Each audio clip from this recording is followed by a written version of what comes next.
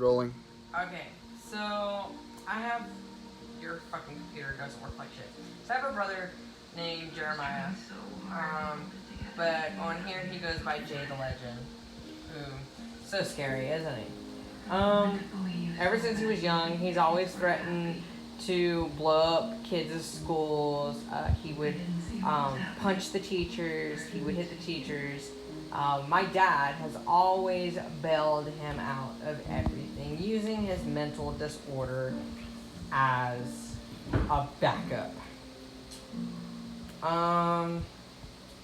So I'm here to talk about my nephew and the parent of my nephew. My nephew is named Henry, and he is also Jeremiah's son. Now let me get you some facts here. I drove them to almost every appointment. I helped pay for stuff. And on top of that, I also babysit. Now, for the reason I babysit is a little incident that happened a while back. Mr. Jeremiah thought it was okay to lay his hand on the parent that was holding the child. Now, let me tell you something. You don't lay your hand on anyone. Ever. Unless it's in defense. Now, if a person is holding a child, how the hell are you going to sit there and say it's defense? I don't know. Because the person was in the chair holding the child. Holding Henry, just like this. And my brother says he's got a cool and calm self of collect. Had his fingers like this in someone's face. Now when somebody sits there and says, "Get your fingers out of my face, please," that is moving a hand. That is not smacking. That is not hitting. I have a recording of the smack that Jeremiah did. It was enough to put him in jail where he belonged for being a violent person. The fact that they didn't put endangering a child on his record is beyond me. But I think it's because Kansas is just goddamn stupid and needs a reality check. She was in the chair, but she is now a he. So get used to it. It happens. But in the chair, just sitting there, trying to conversate. And my brother got irate because he wasn't in the right. And he didn't know everything. So he decided he was going after she moved. Well, he moved his hand away. He decided he was going to, you know what the word called gib slap is?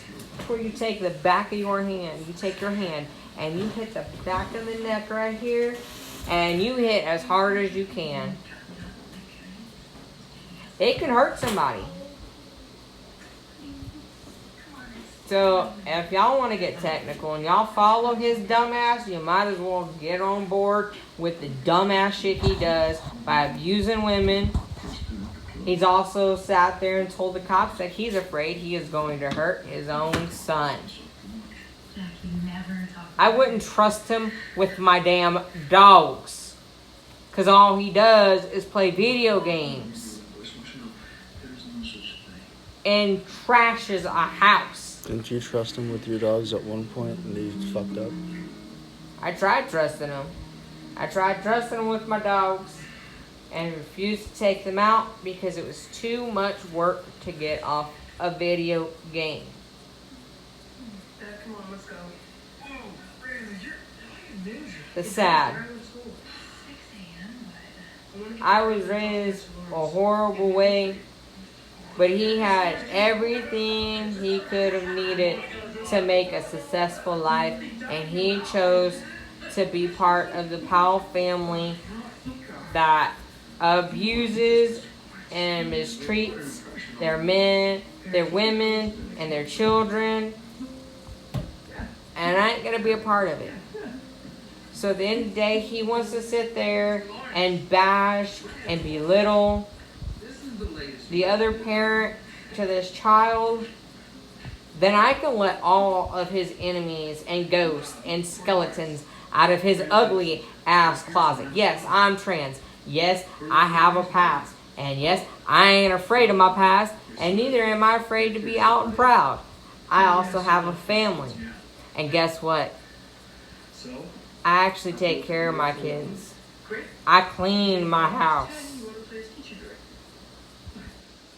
And guess what? I take care of his son like it's my own. I buy him clothes. I buy him a swing. I'm about to go buy him another crib. Got him all kinds of shit. I don't have a problem raising my kids or taking care of my life. Little fucker needs to get his shit straight before shit hits the fan. Just like he's got a temper, so do I. It don't take much to rattle his cage. It takes a lot more to rattle mine. He needs to learn his lesson. People need to show it to him. And if y'all don't know how to step up to a woman abuser, let me make a couple phone calls. I'll show you how to do it. Have a lovely day.